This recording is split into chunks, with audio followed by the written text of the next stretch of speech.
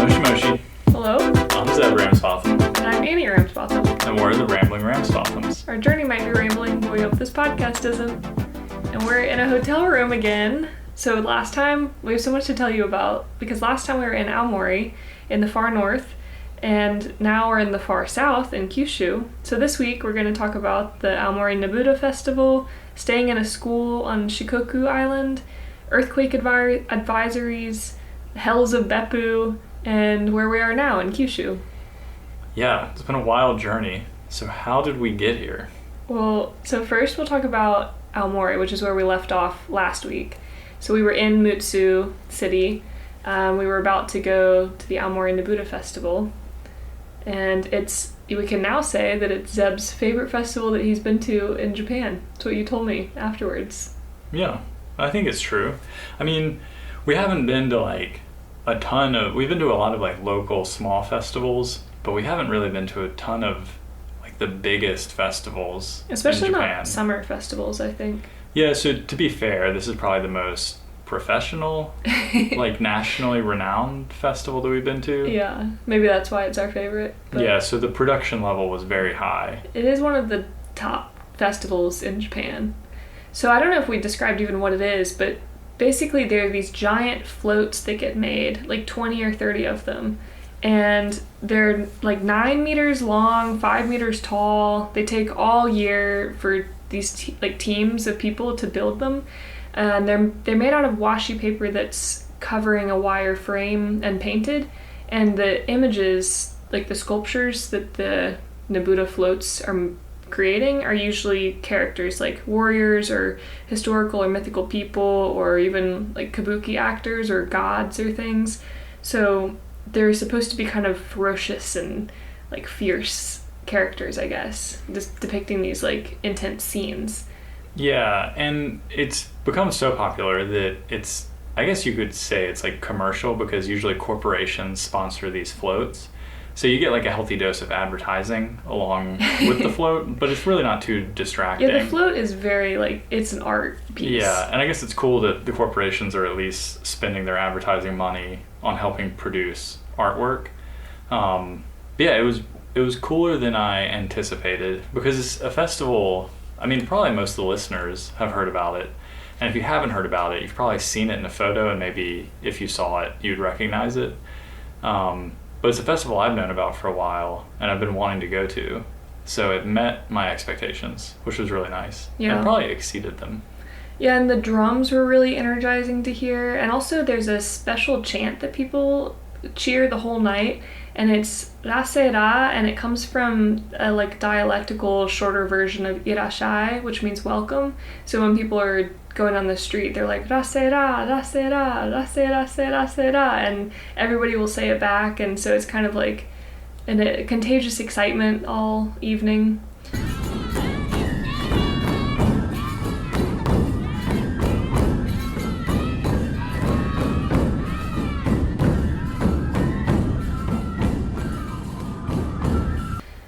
But we got there in the morning to spend the day in Aomori City.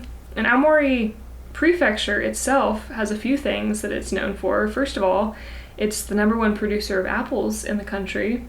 It's also home to one of the 12 remaining original castles, which I think we had already seen and talked about in the last podcast. We saw it when we drove up to Mutsu. Yeah. And did you know that also Jesus died in Aomori? I did know that. So, depending on what you believe, there's a group of people that believe that Jesus came to Japan somehow. I'm not exactly sure how. And that he was just Japanese. Well, his brother is the one that died on the cross in his place. And then the real Jesus came to Japan, to a town of Shingo, and died there. And there's a burial site for him. So that's a whole other rabbit hole that you can look up on the internet if you want. But just like how Moses crash landed the ark in Ishikawa Prefecture. Yeah.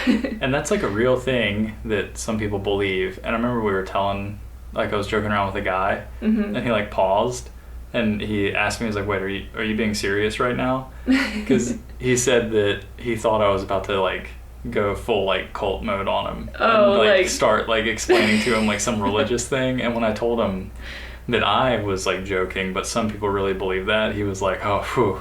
He was like, because you seem pretty normal. He was like, I thought You were about to get weird. And I Yeah. said, no.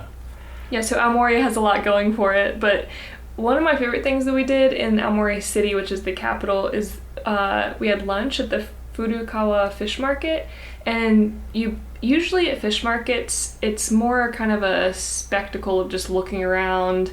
You can't really buy anything to eat in the market. Like, sometimes you can buy fruit and things, but usually it's a Or fish like a market. little sampled type dish. Yeah. Or like a pre-cooked thing. Or Yeah, usually you're buying like whole fish to take home and cook, or whole ingredients. But at this market, they actually have these little pre-cut sashimi pieces, and you buy a sheet of tickets. It's 2,000 yen for 12 tickets, and then you exchange one ticket for a bowl of rice, and then the rest of the tickets you can decide what fish you want to top your rice with. And it was really cool, because sometimes I don't like squid or octopus, but I want more salmon or shrimp. And so you could just top your rice with a variety of whatever you wanted. yeah, make your own rice bowl. And that was like a really cool experience, and it was fun to walk around. It definitely was like a little more involved meal, because you're like shopping around.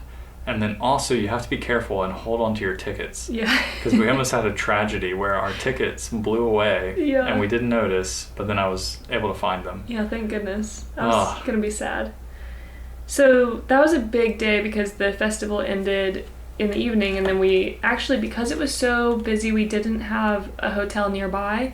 And Zeb found us a hotel, but it was a 2-hour drive away. And we knew this going in, but we were like, okay, we're just going to have to drink a bunch of coffee in the evening to make it to the hotel that night. But it wasn't that bad. We made it to just like some business hotel off the expressway in Iwate Prefecture. Yeah, and that was slightly strategic, because I figured if we're going to drive to a hotel anyway, we might as well try to drive south, because that's the direction we were headed. Mm-hmm. So might as well try to do a little bit of extra driving, so maybe the next day wouldn't have quite as much driving. Yeah, and the next day we were doing kind of a speed run of the rest of the Tohoku region. I would like to go back and spend more time like in that whole kind of northern region, but we stopped to see the Matsushima Pine Islands, and that's one of the 3 beautiful views of Japan. Yeah, so the 3 beautiful views of Japan, like Annie just said, it's Matsushima, and then there's Miyajima with the shrine on Miyajima Island. Which is and near then, Hiroshima. Yeah, and then Amano Hashirate, which is like another pine island, but this one's more of like a pine bridge. And I don't know who decides, like, these are the 3 most beautiful like views of Japan.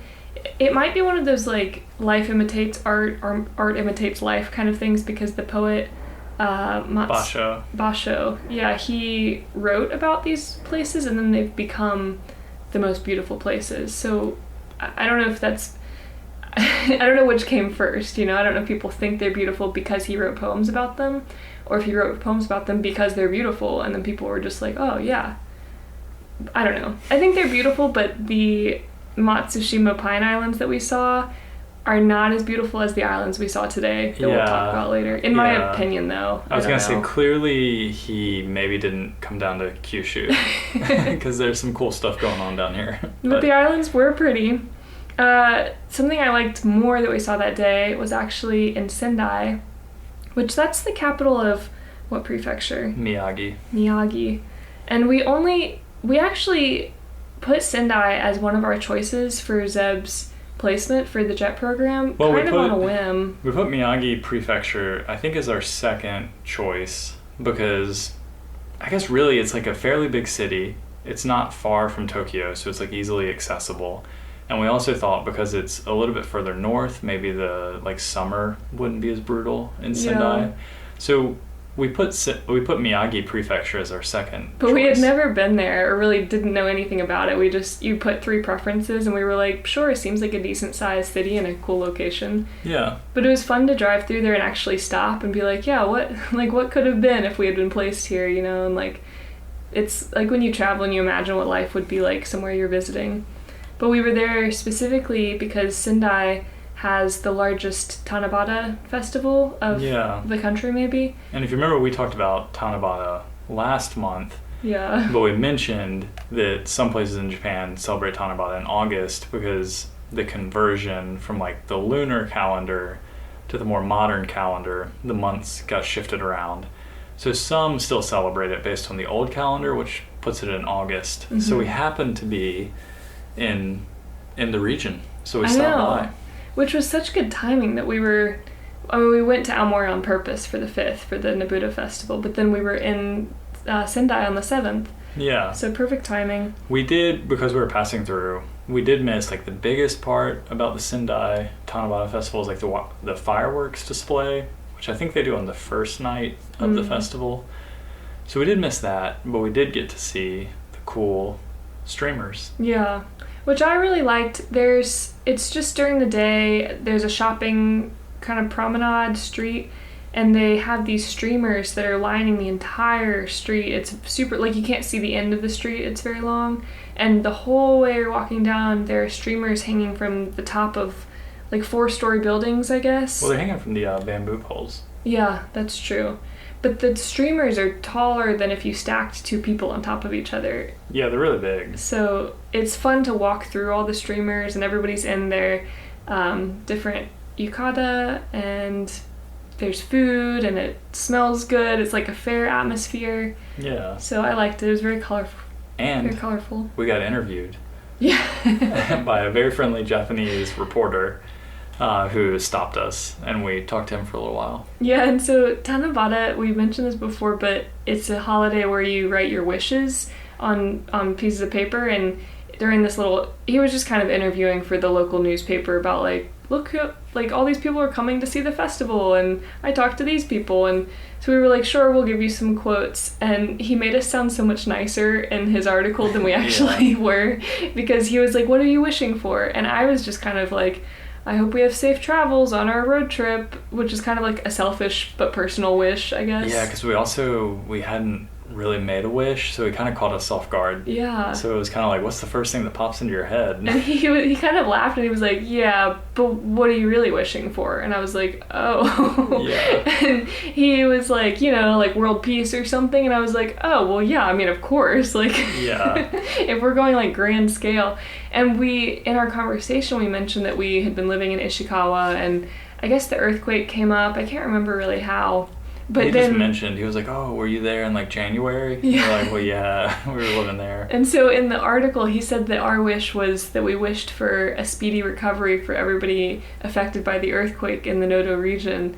And, of course I do wish that, but that's not what I said. Yeah, he made us sound very, very good. Yeah, like I care about other people a lot more than what I actually said in the moment. But so his reporting is excellent. He's a very good reporter. He made us sound good, I guess. So, yeah, that was kind of a whirlwind drive, and we stayed in Ibaraki Prefecture, and we were just at a guest house there. Yeah, and it was called Daigo House, if anyone's ever in Ibaraki Prefecture. It was a really nice place to stay. Yeah, Daigo is the name of the town we were in. Yeah, and Daigo, we didn't know really anything about the town, so it was kind of one of those situations where we picked it because it was a convenient distance, kind of like in the driving to break up the drive, and it turned out to be really nice. Like, I'm really glad that we stayed there. It was really nice for biking, because we woke up the next day and we actually did separate rides because Zeb wanted to do a much longer ride than I wanted to do. Yeah, I'm just trying to get after it. Yeah. I'm just, It's hard being Zeb. Yeah. But I also saw a bridge across a gorge, this huge cable bridge. The Ryujin suspension bridge. Yeah, right? Which means dragon. And so I was like, I'm going to bike to this bridge. And Zeb was like, I'm going to go climb up this mountain. So I climbed the highest mountain in Ibaraki Prefecture. I don't know if that's impressive or just a mountain, but... It was kind of just a mountain. It actually was fairly steep at the top. Yeah. But, I mean, not, like... that cool. The main thing I remember from my climbing was that the horseflies were so brutal. Like, I was getting bit so much on this climb. Yeah, we might have mentioned it last episode, but summertime in Japan is pretty buggy, and it's been better on Kyushu. Yeah. But yeah, it was nice. I tried to see a waterfall, but it was closed. I don't understand. Like, it was all roped off and signage and stuff, so I was like, all right, well. I guess it's like private property maybe. So maybe they charge a fee so they don't want people going back there.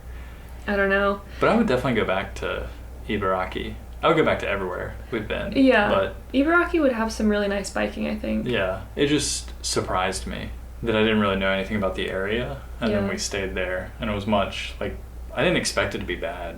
No, but it was very like peaceful and idyllic, like countryside kind of. It's nice to go somewhere with no expectations too. Yeah, but that was kind of a brutal day because we woke up super early to do our ride so that we could make it back to the house so we could take showers and start our drive while clean. But then that was also our biggest day of driving because, not to say that there's nothing worth seeing in between Ibaraki and closer to Shikoku, but basically we've spent a lot of time like in that region, and also that region of course includes Tokyo. Yeah, it includes, it includes like Tochigi through Tokyo, through Gunma, through Nagano, and Nagano's beautiful. Yamanashi and Gifu. Shizuoka. There's some really beautiful prefectures, but we've been lucky enough to spend time there, so we wanted to just drive through to get to places we hadn't seen yet. Yeah, so we knew it was going to be a really big day of driving, and also we kind of knew we needed to do a big day of driving to kind of get where we wanted to go, because we just don't have as many days, I guess, as we'd like to have. So we got in the car after our ride and just started driving. Yeah, the plan was to get to Mie Prefecture, and actually we were really close to the F1 circuit, if anybody watches F1. Yeah. And so we stayed kind of near that, but we just stayed in a cheap hotel. The next day we actually did have a pretty nice dinner at Cafe Gusto. Oh. And it was my first Cafe Gusto experience, and I really liked it. So Cafe Gusto, it's kind of like, I don't know, it's like an Applebee's or a Shoney's or something from America. It's like a family restaurant. It's nothing special, but it's like a family restaurant, but it's not trying to be like an Applebee's. Kind of feels like they're trying to be fancy, but a Cafe Gusto is not trying to be anything other than like a cheap place to like get food for your whole family. It's like a diner. And then they have a ton of menu options. I didn't know you liked it so much. I was surprised I liked it as much as I did. I've been trying to get Zeb to go to these like family restaurants because I'm like, look, it's cheap. We can get whatever we want. It arrives quickly. And he's like, no, and there's nothing there that I would like. Well, and then we went and it changed his life. I wouldn't get that far. But the pizza was pretty good. Yeah. And it was delivered by a cat robot. Yeah, that's true. So that was pretty cool. So we went to Mie, and then after that we went to Nagoya, and that was kind of a wild drive. Is that right? No, Mie was after. Oh, sorry. Nagoya. So we went to Nagoya and then we went to Mie. But I remember in Nagoya there was, like, we were just driving in the sky for miles. Like, they have all these bridges built up, and it was so confusing. We would get off one bridge and then get onto a higher bridge, and then we would, like, go under 3 bridges to get onto a different bridge. It was like we were in the future, just driving around in the sky. It was kind of cool and kind of scary. Maybe I'm thinking Nagano. I think we did go to Nagoya after Mie. Sorry. Oh, I don't know. It all blurs together. Yeah, it was a lot of driving, but it was pretty crazy. The next location we were trying to kind of, like, the next destination that we had planned for was Shikoku, which is one of the other islands. So, like, Honshu is the main island, Hokkaido's up north, and then Shikoku and Kyushu were the 2 that we hadn't been to yet. And Shikoku, we arrived there, and it was actually the most expensive toll day for driving. And I don't know if it's just because Shikoku has so many more mountains than I realized. Like, there's a road that goes around the perimeter that actually could be really cool to bike one day. I mean, we didn't have time to do that, but in the middle of Shikoku, it's just so mountainous. I just didn't realize. So maybe that's why the tolls are so expensive, because they had to, like, blast through all these mountains to just get from one side to the other. Maybe. Tons of mountains, and then, like, of course, river valleys to go with the mountains. And yeah, it just kind of created this, like, interesting experience where there are only so many roads that you can use. But we ended up staying in an old school. Yeah. Which Shikoku, and I'm sure more places in Japan have this, like, you could probably do this in other parts, but Shikoku has quite a few of these kind of school experiences where they're old schools and the community is kind of like collapsing because all the young people moved out. I mean, collapsing's dramatic, but I don't know what else. I mean, yeah, I guess it is kind of a dramatic thing that's happening across the country where the population is decreasing, but also it's like polarizing, I guess. Where everyone's moving to the cities. Yeah. And so they're leaving the countryside. So in Shikoku, a few schools have done this where the community or a private individual has opened up the school as like a place you can stay. Mm-hmm. Like a guest house almost. Yeah, so it was a pretty neat experience and pretty unique. The thing that we weren't quite aware of when we were driving there was it was like on the side of a mountain.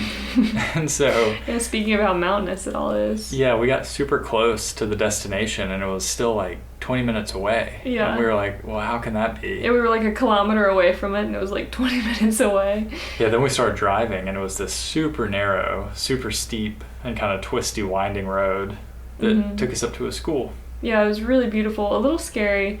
So we were at the Yoshino River and then we were in the Oboke Gorge area and it was really pretty, like you said. But yeah, when we got to the top, it took us 20 minutes to get just up the driveway almost. And the man that was there, who I thought he was the owner, but I think now he and his other former classmates, I guess, I don't know if anybody owns the school, but they all manage the school as a guest house. I think the town owns the school. It sounds like the town owns the school and the school was closed because there weren't students anymore. And then they kind of came together as a town to create this initiative to kind of revitalize the area, and they decided to open the school as a little hotel. Called Aruse, the school. And we asked him if he... First of all, I was like, was this the school you went to? And he said yes. And then I was like, how did you even get here? Because it took us 20 minutes to drive. And it was an elementary school. I think it was elementary through middle school. So he went there until 9th grade in America. And then he went to high school. But he said that he had to walk an hour one way, which is dedication. So the other interesting thing... Especially in the winter. Yeah, true. But it was funny because there's a village above the school, like even farther, and you could access it from a different place too, like from the other side of the mountain, so you didn't have to drive all the way up to that one. But I guess those people would walk down and the other people would walk up and they would meet at this school. But yeah, it was pretty remote. To walk an hour from each way is pretty intense, but yeah, it was a cool experience. It was a little bit eerie at times because one, you're in this school in what's left of a village. I mean, we didn't see anybody else. There were people living there, of course, but we didn't see anybody else just like walking around. So it was pretty quiet. And then it was also a little bit eerie because when we got there, the man was very welcoming and showed us around and everything. And then he was kind of like, well, you're the only people tonight, so enjoy. Yeah. So we had the entire school. I mean, the man stayed there also. And then on top of this, like right when we're checking in, you've probably seen the news if you're interested in this podcast and you're interested in Japan. But right when we're checking in, I get like the alert on my phone about the big earthquake in Miyazaki. And luckily, it was a very big earthquake, but luckily it was not a very damaging earthquake. I think one person was maybe killed and a couple of people were injured. But it was a magnitude 7 earthquake, which is not insignificant. It's a very large earthquake. Yeah. And it was in Miyazaki City, which is in Miyazaki Prefecture, on the southeast point of Kyushu, on the Pacific Ocean side. And the big deal about this, not only was it a big earthquake, but it was enough to kind of create a lot of concerns about the Nankai Trough earthquake, which I did not know about because I did not grow up here. And now I know way too much about it because I was in these deep, like, anxiety-ridden rabbit holes when this got mentioned. But basically there's a mega earthquake that Japan is overdue for, or it's not overdue for. There's a 70 to 80% chance that it will happen in the next 30 years. And it would be maybe an 8 or 9 magnitude earthquake.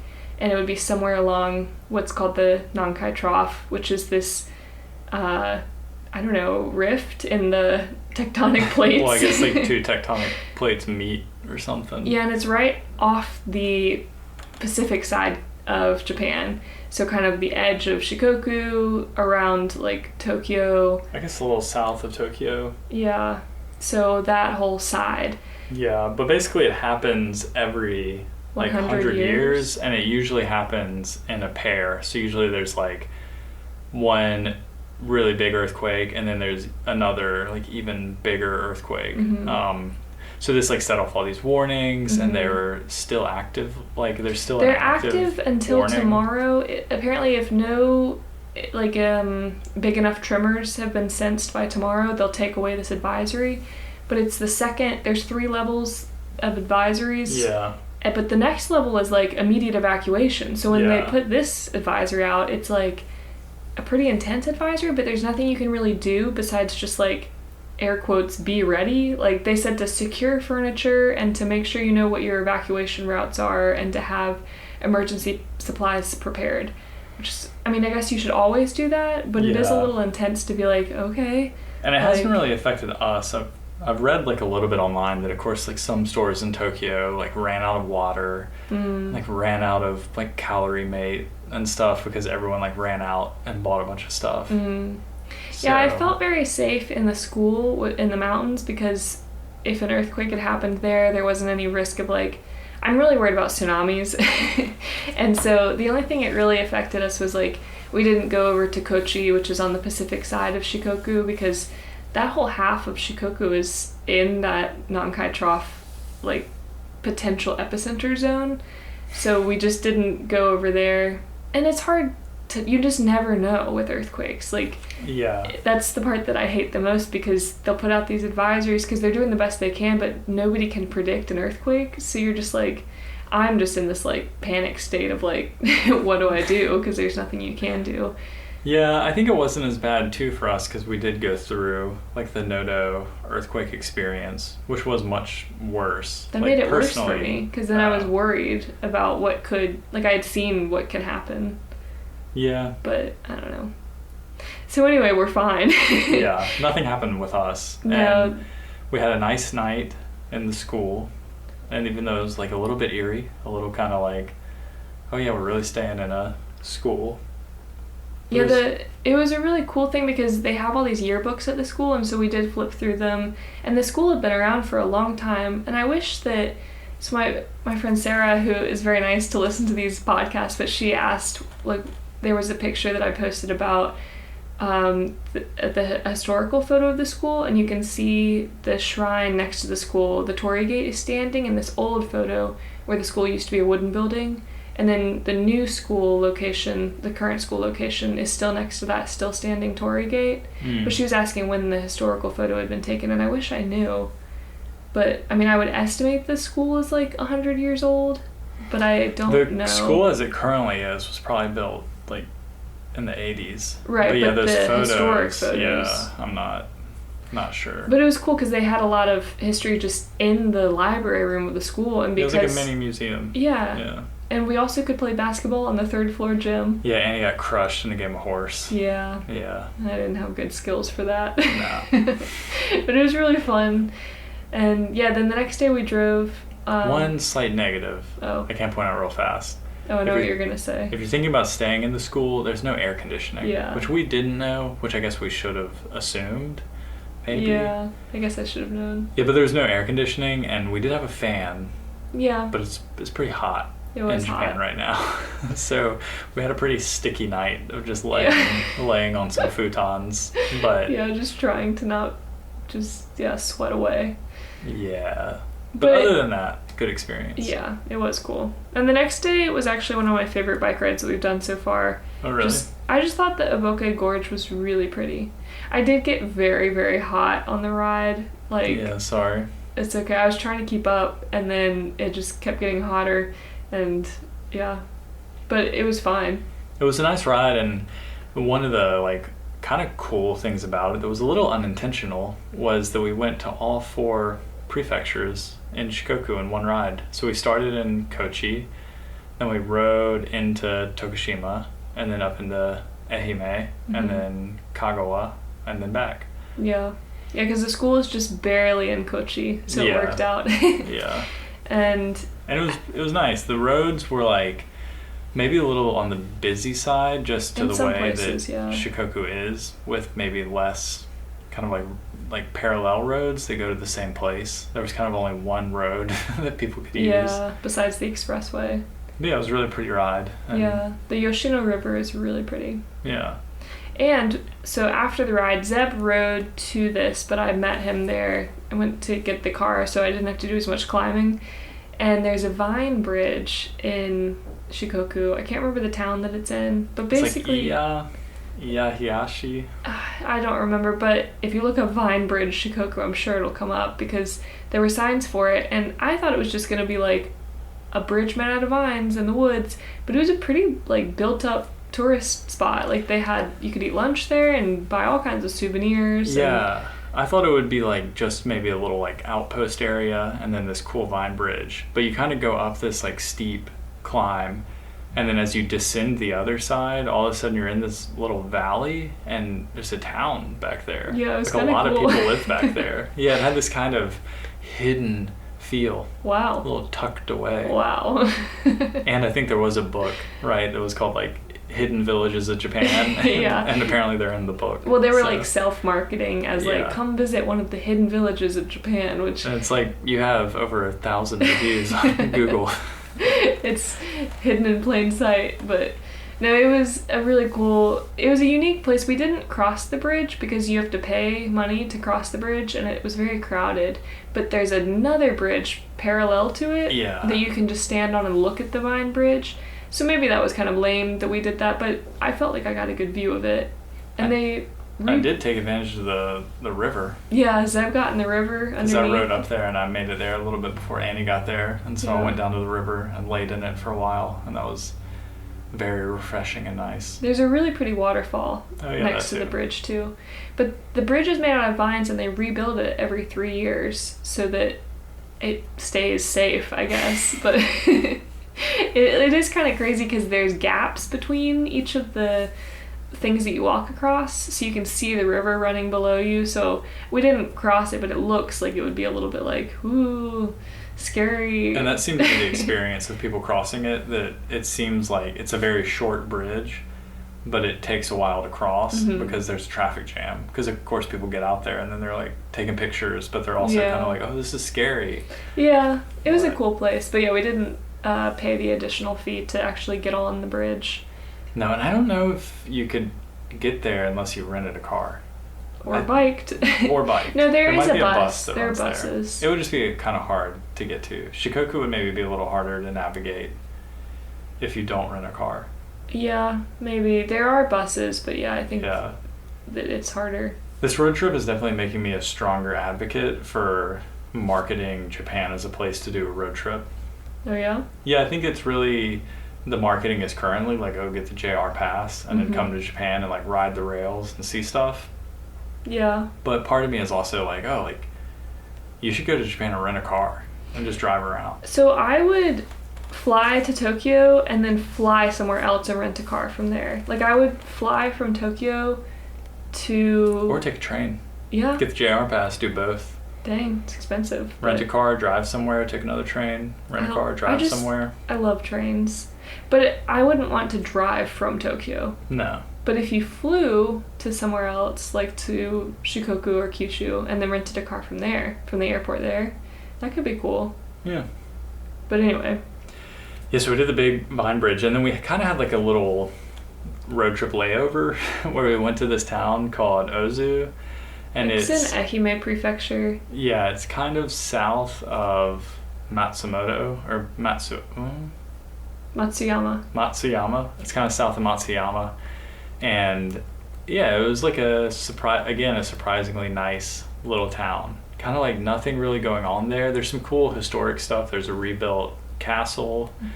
There was some neat old like merchant trader houses you could go into. There's a washi paper museum that we didn't get to see because the first time I blew right past the exit on the freeway, and then the second time I called and they were closed. Well, you didn't pass the exit. Remember, it was ETC only. Yeah. So you could only get off the exit if you had an ETC card. They didn't accept cash at the toll gate.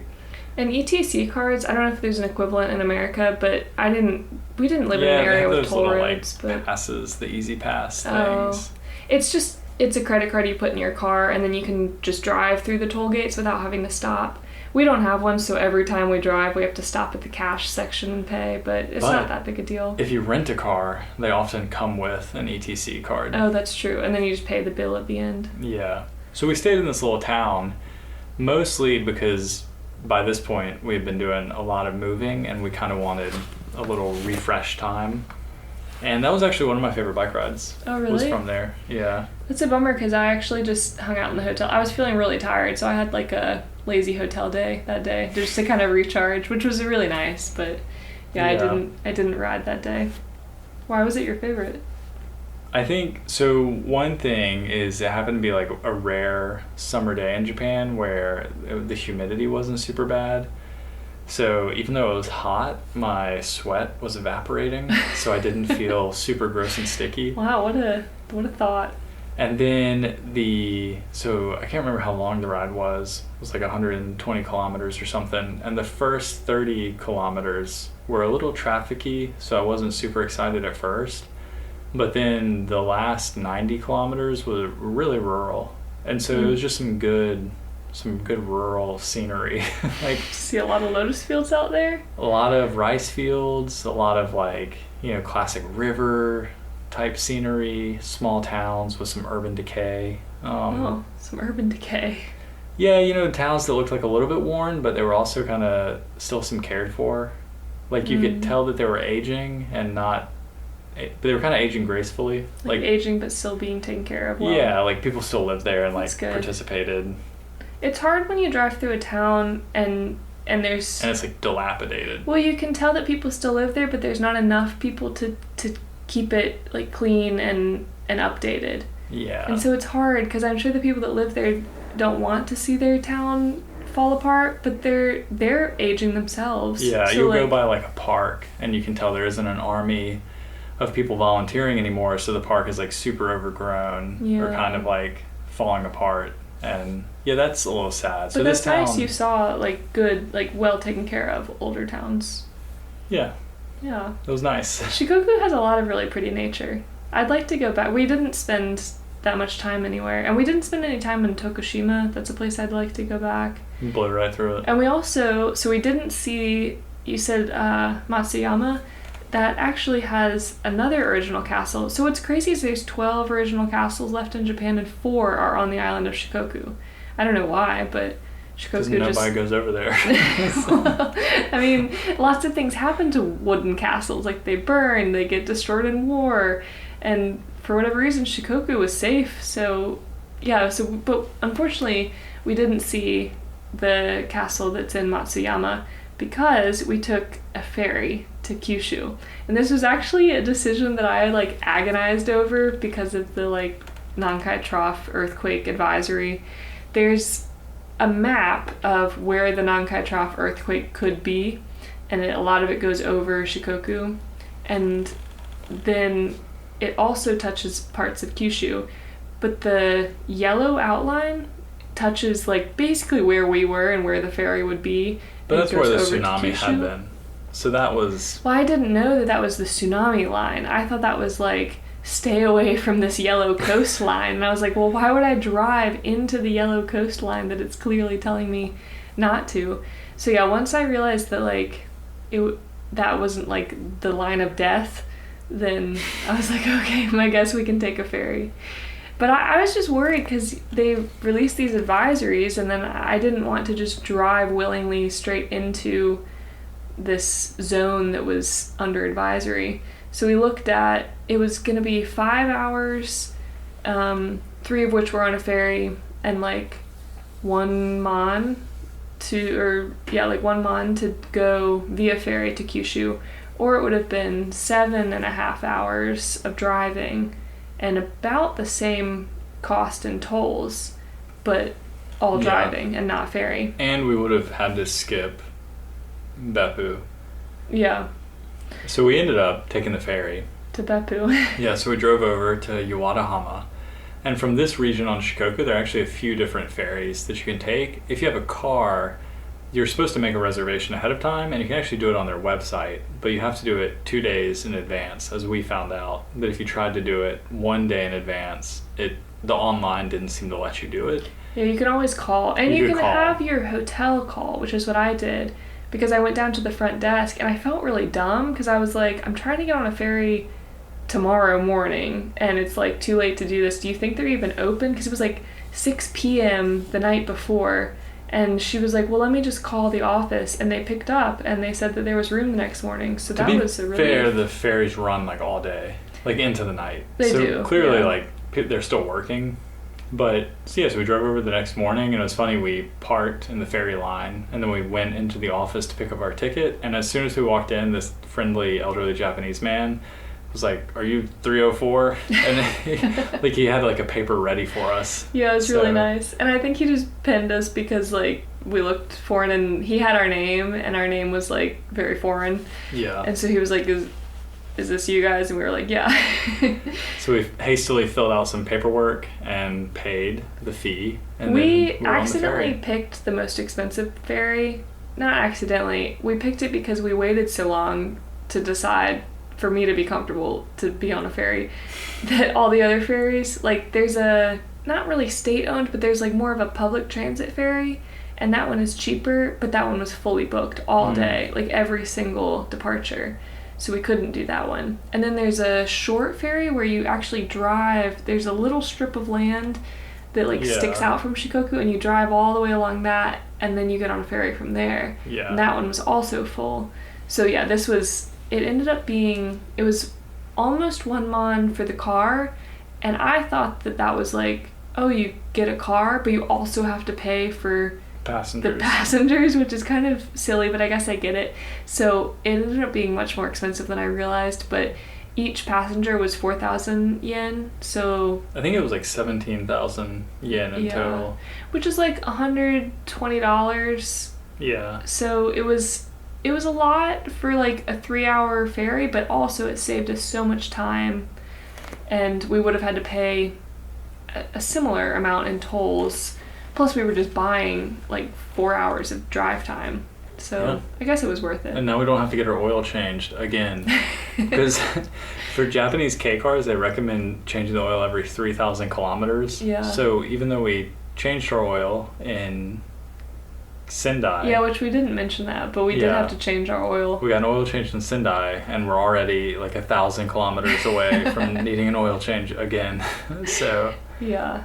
But we made it to Beppu, and the ferry experience was really cool. I really enjoyed it. It was very relaxing and nice to just kind of sit there and get taken, but it was good. We ended up in Beppu, and we didn't really know what to do in Beppu. Yeah, I had just heard good things about it. Beppu is a kind of a hot spring resort town. It was much more resorty than I realized. It was a little bit... It kind of felt like we showed up in Hawaii or something. Yeah.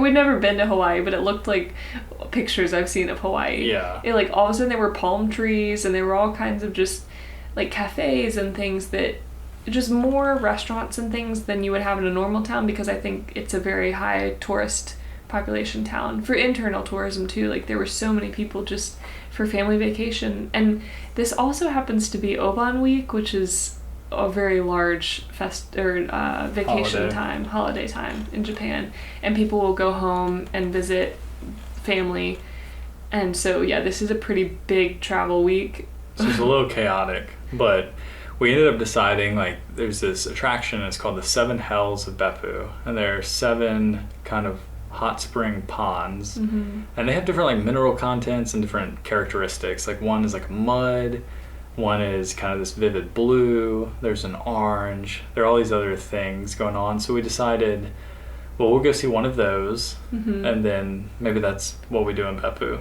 Yeah, the Hells were really cool, and it's a really good marketing thing for a town, because the 7, they called them the 7 Hells, but the 7 hot spring areas, they all look unique, but then there's a admission fee to see each of them, and because they're marketing them as like the 7 Hells, you should like collect stamps at all 7, and here's your passport booklet for all 7, and you should get into the hot springs at each because they have different mineral qualities. Which is cool, but it definitely makes it feel way more commercial. And it makes Yeah. sense because the one that we went to was actually the first one that was commercialized for tourism. So they had this interesting history timeline in the gift shop, which you had to walk through to see the pool. Strategy. And it talked about how Beppu was essentially created by this guy, and unfortunately I can't remember his name, but he really wanted Japan to have this kind of resort town. And he had heard about Beppu, and he knew that Beppu had all these hot springs. So he decided that Beppu was going to be this tourist vacation home resort town. And so he kind of started this huge campaign to market Beppu as that. And he has a statue in the town, and he's kind of like understood as the father of Beppu. Yeah, so his name is Kurohachi Aburaya. Okay, so Mr. Aburaya-san. Yeah. And he basically marketed Beppu. So Beppu from its beginning... He's like the father of tourism. Yeah, Beppu from its beginning in like the modern era is basically a resort town. He converted a Japanese inn into a Western-style hotel in 1924, and apparently it still exists today. The That's cool. Kaminoi Hotel. His statue has two little demon children like hanging onto a cape that's like It's flowing like off of his back. Hanging onto his coattails. It looks Yeah. like babies are like hanging onto his coattails. Like these but weird little demonic toddlers. They're supposed to be the demons from the Hells, I think. So Yeah. So It an was a cool interesting town. experience, but maybe not quite for us.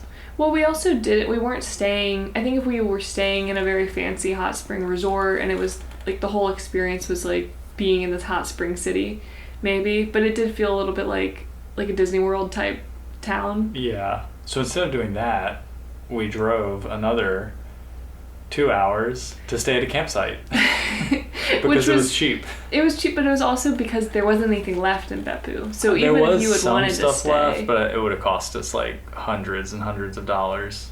And Because- our budget this whole trip is hotels under 10,000 yen per night. And so we would have...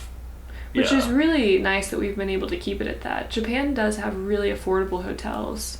Like you can stay in a hotel for business hotel for the equivalent of like $50 US, Sometimes like 35. which is crazy. We stayed in one hotel and it was 6,000 yen for 2 people for one night.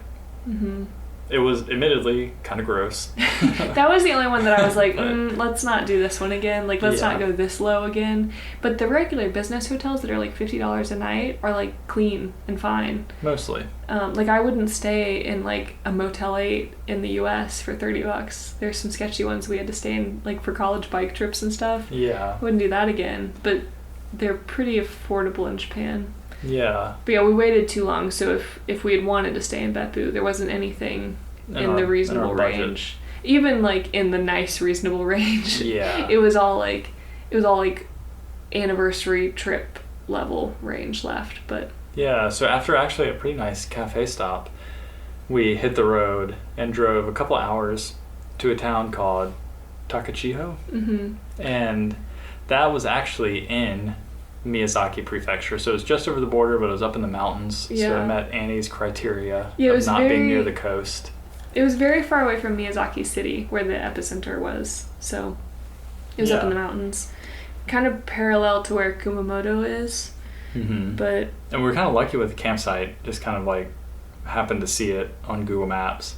And originally we picked this town to try and visit because the Amaterasu Railway, which is an interesting defunct railway company that now does like a tourism train. yeah, they closed the rail tracks as like you can no longer take a train on the tracks, but then they opened instead like basically a 2-cart train thing that people sit in that's completely open. So you're just sitting in this very slow moving open cart, like Tweetsie Railroad or like some kind of Santa's Land like thing. And it takes you on the old track just out to this bridge through a couple tunnels, and then you admire the gorge, and then you go back just reverse. And I was really excited about it because I love trains and I love sightseeing trains. It was a little like slower and less ground covered than I realized. Like it was just 15 minutes out, 15 minutes back. Yeah, it wasn't it's not necessarily worth driving all that way for. Yeah. And maybe it wouldn't have, like if we had gotten there and they were like, oh, like The only next available one is at 1 this afternoon, and we were there at like 10. And we had to wait that long. I think I would have been disappointed. Yeah. But we didn't have a long wait. And the night before, when we made it to the campsite turned out to be really cool and was like a really nice experience. And the campsite owner happened to tell us that there was a Kagura dance in town at a shrine. Mm-hmm. So we got to go do that. He said it happens every night. He was like, there's a dance tonight at the shrine. And we were like, wow, how lucky. And he was like, well, it happens every night. But at 8 p.m. So we were like, well, let's go. And I was expecting like, oh, we'll just show up at the shrine and maybe outside, I don't know, there'll just be somebody dancing and it'll be a quick little 15-minute ceremony and it'll be cool and then we'll see it and then we'll go. It was an hour-long 4-part dance, like religious ceremony. It was so much cooler and more just longer than I realized. And so you show up and you actually buy tickets, which I also didn't realize. But it's 1,000 yen per person, and I think it was definitely worth it. Yeah, it was in the Kagura Hall. Yeah. So then you go into this building, and it was neat. Kagura, Zeb used as his word of the week. Yeah, if you remember. Or if you're a fan of Demon Slayer, Kimetsu no Yaiba. Yeah, in Demon Slayer, it's also one of Tanjiro's it's a special moves. But the kanji is like God and fun, or God and enjoyment, are the two like kanji, but it basically means pleasing the gods, and so it's a dance that is ceremonial and celebrating the Shinto gods, but also you're trying to kind of appease them a little. Yeah. And so they'll be nice to you. Yeah. So in the shrine hall, everyone was gathered and it was like a packed house, and we were thinking about how if they do this every night and it's this full just on a Tuesday night or whatever day it was, and everybody's paying 1,000 yen, like this shrine in town that's like quite an operation. Like they're really funding the town with that, which is cool. At first we were confused why their imagery was this weird, like demon looking thing on the signs and everything. Yeah, and then we went to the dance and it's like, oh, it's the character from the dance. Yeah, then it wasn't so. I just thought it was some like kind of demon thing, but it was actually. There's 4 dances and they all symbolize different stories from like Japanese mythology, and one of them is the guy is finding a cave, and the next one the woman is trying to get him out of the cave, and then the guy was opening the cave. Mm-hmm. And then the last one it's like an unrelated love scene. It's a married couple, and there's in one story they are somehow they give birth to Japan. Oh. But the couple, it was kind of funny because they're drinking sake and they get like pretty drunk on it in the dance on the stage and everything, and then they'll kind of wander out into the crowd and interact with people in the crowd, and it's supposed to kind of like bring good luck because the gods are interacting with the people. And they were also throwing these, I actually don't know what they were. I think they were little snacks because we didn't get one, but they would throw them out into the crowd and people would get really excited about catching the little treats. But overall, the shrine dance experience was really cool to be able to go and see that. So that was an unexpected, fun evening thing that we got to see while we were in Takachiho. Yeah. And the gorge, Takachiho Gorge, there's a waterfall, and we went do like a little boat tour. We didn't get in the boats. Yeah, I think the boat tour would be very crowded, but I don't know, because we were there super early on a bike ride, which was... I would recommend doing that, just going really early and seeing it from the bridge before a lot of people are there. Because even at 6 a.m. when we were biking through there was already people at the gorge. Out on the bridge. But it was a really pretty area. And again, just kind of like an unexpected, like we went there for a different reason, but it turned out to be super nice. Yeah. But then that led us to the next day where we finally drove to where we currently are, which is just outside of Fukuoka. Yeah. So up in the north part of Kyushu. Yeah, so here we are. And Fukuoka, I didn't realize, is one of the 5 most populated cities in Japan. Yeah. Even though it's all the way out here. I mean, I guess Sapporo is one of them too, and that's all the way up north, but... There's not much going out on Hokkaido. Well, I guess it's just very, like, centralized. Yeah. But Fukuoka has 1.5 million people in this city. And it feels like it.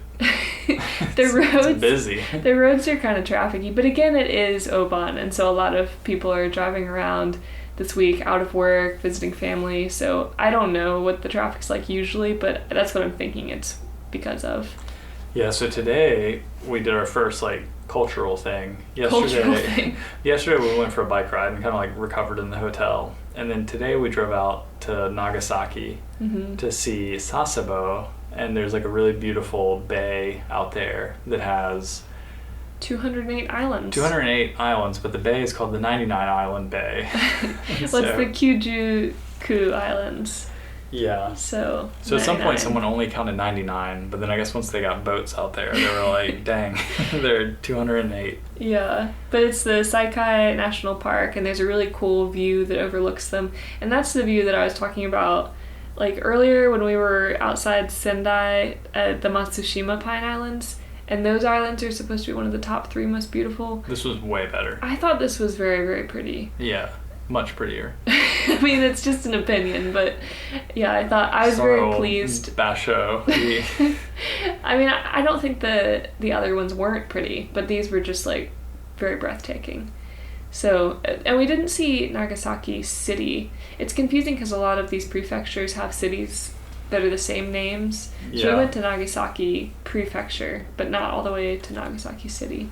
So we didn't see that. But yeah, we also shipped our bags to the airport today, which was a huge relief. Right now, Annie is 6 days from heading back to America, and I'm a week. I know. I have such mixed feelings. I'm very excited to see my family and friends and just like... And go to the salad bar and eat real pizza. But it's also really hard to be realizing that I have less than a week in Japan. It's really... I don't like to think about it. Yeah, it's pretty... we probably have overused the word surreal too much. I think because this road trip has been so busy, it hasn't sunk in. So I think I'll probably get home and then be like, oh my gosh, and when I say home, I mean like my parents' home. Yeah. But yeah, because there have been times on this road trip where I'm like, oh, I'm tired, I can't wait to be like back on my couch. And then I realize that like we don't have that apartment anymore and I'll never be back on that couch. And that is kind of a hard feeling. Yeah, it's a little rough. And then... yeah, just overall, it's been such like a whirlwind experience that hasn't given us a lot of time maybe to like, realize like, oh yeah, because we like moved out of the apartment and immediately started the road trip. Yeah, so there's things to like look forward to. Yeah, we've just been busy. So sorry if this episode has been just kind of this info dump about like, here's what we've been doing. But it's been a super busy week. In a fun way. Yeah. So hopefully it's been fun to hear about and not too chaotic.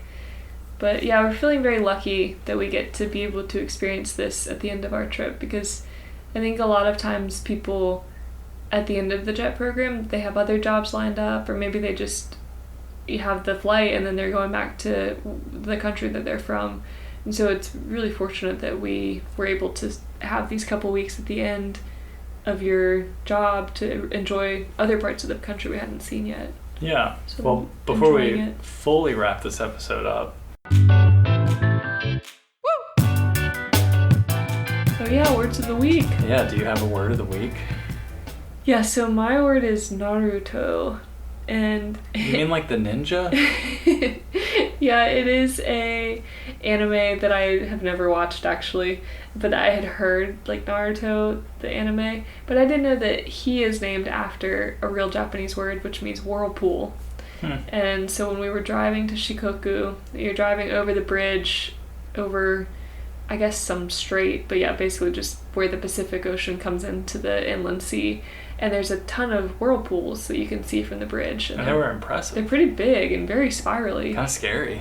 But there's a town, or a city, named Naruto after whirlpools, and then the anime manga character is named after whirlpools.